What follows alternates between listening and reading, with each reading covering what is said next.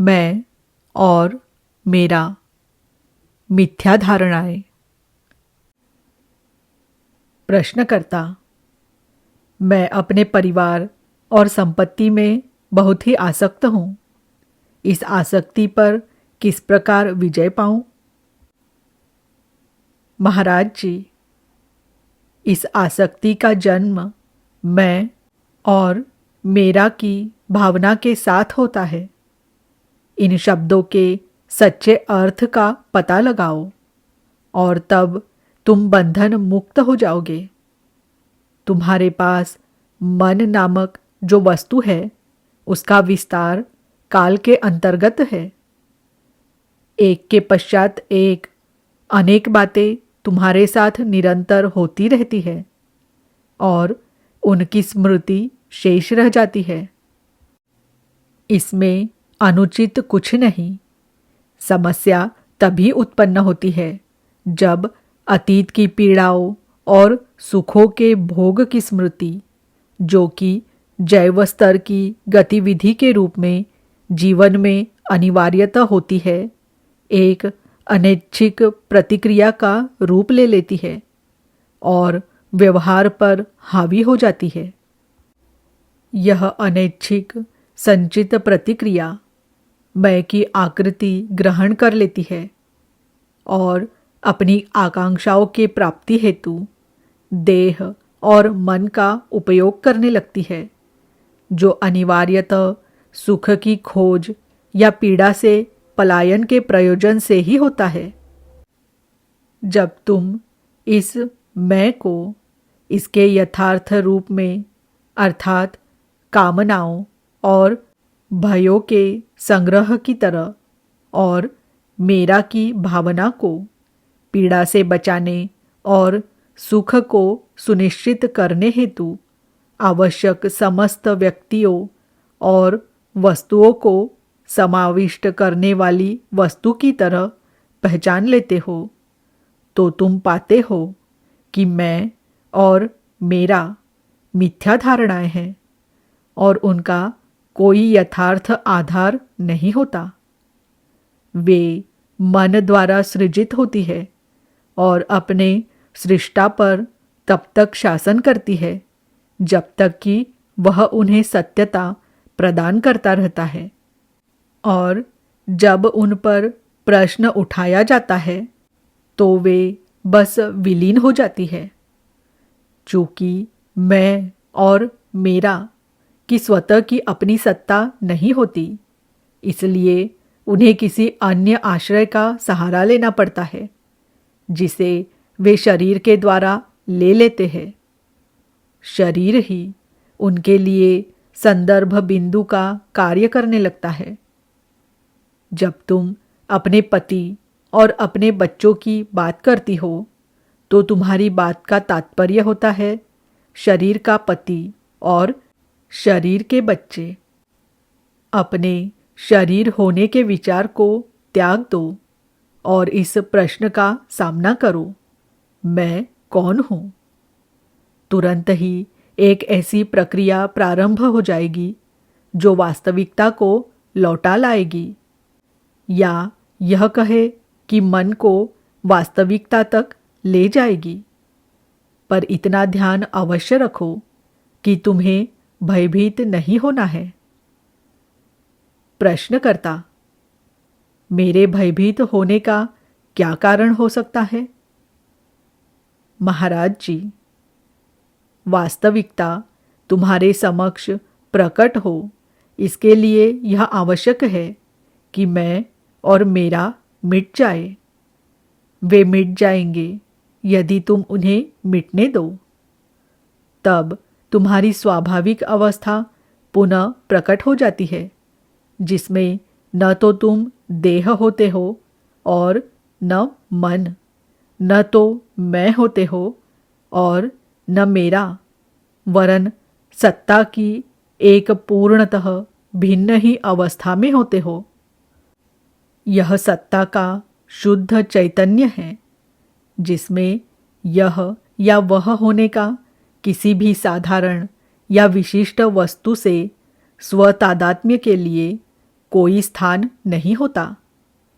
चेतना के उस शुद्ध प्रकाश में अन्य कुछ भी विद्यमान नहीं होता, यहाँ तक कि कुछ नहीं का विचार तक वहाँ नहीं होता।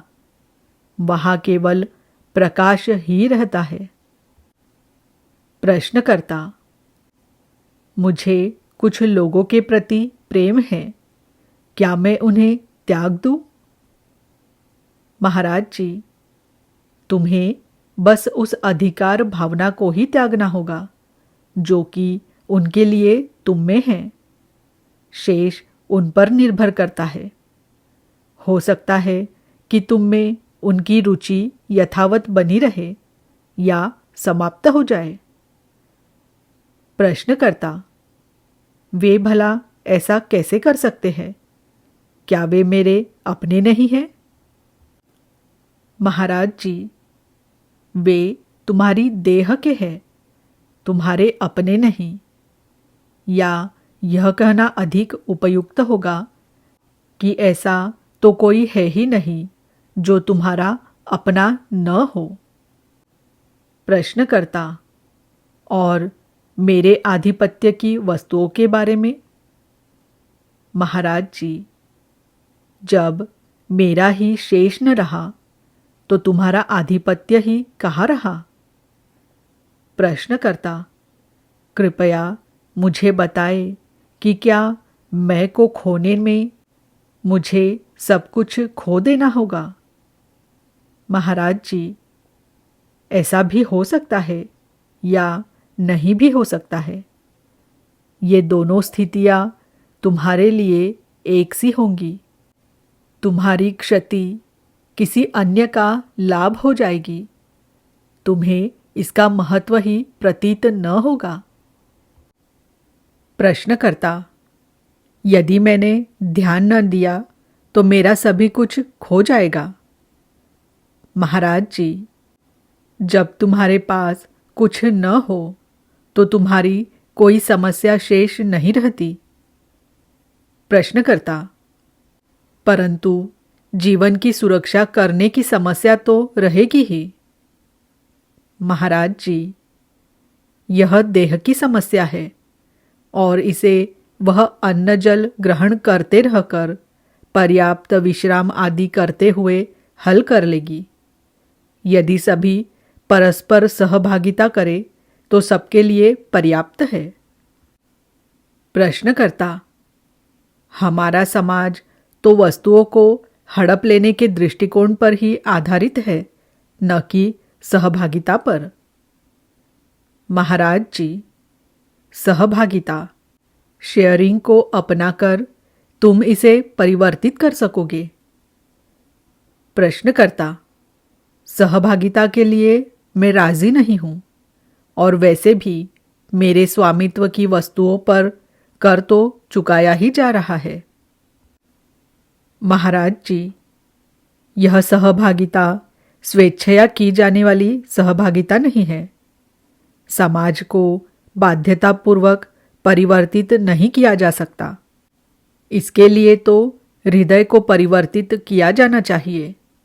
यह स्पष्टतः समझ लो कि तुम्हारा अपना कुछ भी नहीं है, सब कुछ सबका है। तभी समाज परिवर्तित होगा। प्रश्नकर्ता: केवल एक ही मनुष्य की समझ संसार को अधिक दूर तक न ले जा सकेगी। महाराज जी, जिस संसार में तुम रहते हो, कम से कम वह तो अवश्य ही गहराई तक परिवर्तित होगा। यह एक स्वस्थ और प्रसन्न संसार होगा जो अपने चतुर्दिक प्रकाश विकीर्ण करेगा, जो सबसे सुसंवाद युक्त होगा, जो अभिवर्धित और विस्तीर्ण होगा। सच्चे हृदय की शक्ति अति गहन होती है। प्रश्नकर्ता: कृपया और भी बताएं। महाराज जी, बोलना मेरा शौक नहीं है। कभी कभी मैं बोलता हूँ, कभी कभी नहीं भी बोलता। मेरा बोलना या न बोलना परिस्थिति का एक हिस्सा होता है और मुझ पर निर्भर नहीं होता। जब ऐसी परिस्थिति हो जिसमें मुझे बोलना पड़े तो मैं अपने आप को बोलता हुआ सुनता हूँ। किसी अन्य परिस्थिति में यह भी हो सकता है कि मैं अपने आप को बोलता हुआ न सुनूं। यह सब मेरी दृष्टि में समान है। मैं बोलूं या न भी बोलूं, मैं जो हूँ उसका प्रकाश और प्रेम प्रभावित नहीं होते और न ही वे मेरे नियंत्रण में होते हैं। वे हैं और मैं जानता हूँ कि वे हैं। एक मुदितापूर्ण चैतन्य तो होता है, पर ऐसा कोई नहीं है जो कि मुदितापूर्ण होता हो। हाँ, ऐक्य आइडेंटिटी निजता की एक भावना भी अवश्य विद्यमान होती है, पर यह ऐक्य स्मृति की धारा का ऐक्य होता है और उसी प्रकार का होता है जैसे किसी शाश्वत पर्दे पर आ जा रहे चित्रों की श्रृंखला का ऐक्य होता है। प्रकाश और पर्दे की अनुपस्थिति में चित्र उभर पाना संभव नहीं। यदि यह जान लिया जाए कि ये चित्र पर्दे पर हो रहा प्रकाश का खेल मात्र है, तो चित्र के सत्य होने की धारणा से मुक्ति हो जाती है। तुम्हें मात्र इतना समझ लेना है कि तुम आत्मा से प्रेम करते हो और आत्मा तुमसे, और मैं हूं का भाव जो तुम दोनों को जोड़ने वाली वस्तु है, वह आभासी विविधता के बीच तुम्हारे एकत्व को ही प्रकाशित करता है। इस मैं हूं को आभ्यंतर, इनर और बाह्य के मध्य के प्रेम के, वास्तविक और आभासी के मध्य के प्रेम के ही एक चिन्ह की तरह देखो। किसी स्वप्न को देखते समय जैसे मैं हूं की भावना के अतिरिक्त शेष सब अत्यंत भिन्न होता है, और यह मैं हूं ही तुम्हें मैंने स्वप्न देखा ऐसा कहने में सक्षम बनाता है। उसी प्रकार यही मैं हूं की भावना तुम्हें यह क्षमता भी प्रदान करती है कि तुम यह कह सको, मैं पुनः अपनी वास्तविक आत्मा स्वरूप हूं। न तो मैं कुछ करता हूं, न मुझे कुछ होता है। मैं जो हूं वही रहता हूं और कोई भी वस्तु मुझे परिवर्तित नहीं कर सकती। यद्यपि प्रतीत यही होता है कि मैं सब पर अवलंबित हूं, पर सत्य यह है कि सब कुछ मुझ पर ही अवलंबित है। प्रश्नकर्ता, आप यह कैसे कह सकते हैं कि आप कुछ नहीं करते हैं? क्या आप इस समय मुझसे चर्चा नहीं कर रहे? महाराज जी, मुझे ऐसी अनुभूति नहीं होती कि मैं कुछ कह रहा हूं। बातचीत स्वतः ही हो रही है, बस। प्रश्नकर्ता, मैं बातचीत करती हूं। महाराज जी, क्या सचमुच तुम स्वयं को बोलते हुए सुनती हो और कहती हो मैं बोलती हूं? प्रश्नकर्ता, हर व्यक्ति इसी प्रकार कहता है, मैं कार्य करता हूं, मैं आता हूं, मैं जाता हूं आदि। महाराज जी, तुम्हारी भाषागत व्यवस्थाओं पर मुझे कोई आपत्ति नहीं है, पर वे वास्तविकता को विरूपित और विनष्ट करती है। कहने का अधिक उपयुक्त तरीका यह हो सकता है, बातें हो रही है, कार्य आना जाना आदि हो रहा है। क्योंकि जब भी कोई बात संभव होती है तो उसके लिए संपूर्ण जगत ही उसमें संयुक्त होता है। यह विश्वास त्रुटिपूर्ण है कि कोई अकेली वस्तु किसी प्रसंग विशेष के घटने का कारण बन सकती है। प्रत्येक ही कारण जागतिक होता है। यदि संपूर्ण जगत ही सृजन और परीक्षण में सहयोग न करे तो तुम्हारा शरीर ही विद्यमान न रह सकेगा। मुझे यह पूरा बोध है कि सारी बातें जैसी होती है वैसी इसलिए होती है क्योंकि संसार जैसा है वैसा है। यदि घटनाओं को, उनके प्रवाह को प्रभावित करना हो तो एक नए घटक को संसार में प्रविष्ट कराना होगा और वह घटक केवल मैं ही हो सकता हूँ, अर्थात प्रेम और सहृदयता की वह शक्ति जो मुझ में ही सन्निविष्ट है।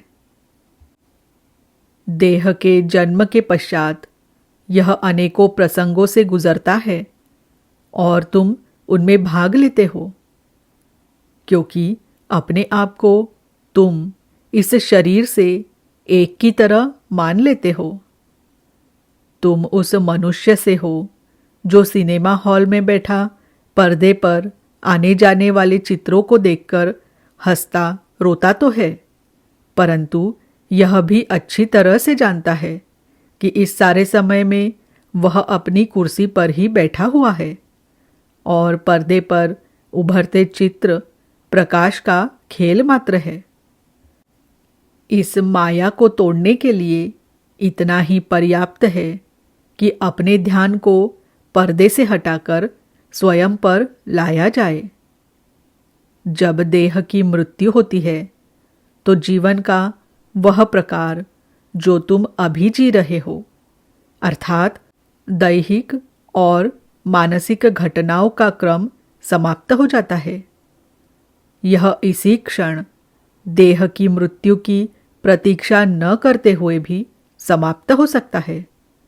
बस इतना ही आवश्यक है कि ध्यान को आत्मा की ओर उन्मुख कर उसे वही दृढ़ रखा जाए। सब कुछ इस प्रकार होता है मानो कोई रहस्यमयी शक्ति प्रत्येक वस्तु को सृजित और परिचालित कर रही हो। तुम परिचालक नहीं हो बल्कि दृष्टा मात्र हो। इस बात को साक्षात कर लो और तुम्हें शांति का अनुभव होगा। प्रश्नकर्ता: क्या वह शक्ति मुझसे पृथक है?